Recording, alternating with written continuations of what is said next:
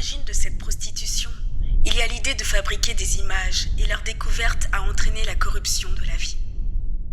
Elles n'existaient pas au commencement, pas plus qu'elles ne subsisteront indéfiniment. À cause du jugement superficiel des hommes, elles ont fait leur entrée dans le monde. Aussi, une prompte fin leur a-t-elle été assignée.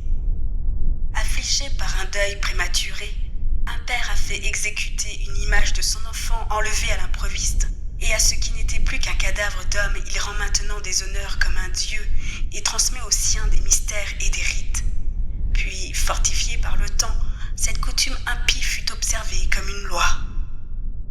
De même encore, sur l'ordre des souverains, les images taillées devinrent l'objet d'un culte.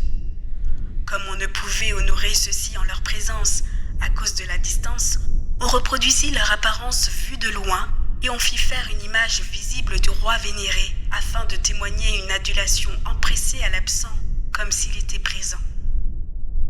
Même chez ceux qui ne le connaissaient pas, l'extension du culte fut stimulée par l'ambition de l'artiste. Celui-ci, voulant sans doute plaire au souverain, força son art pour faire plus beau que ressemblant.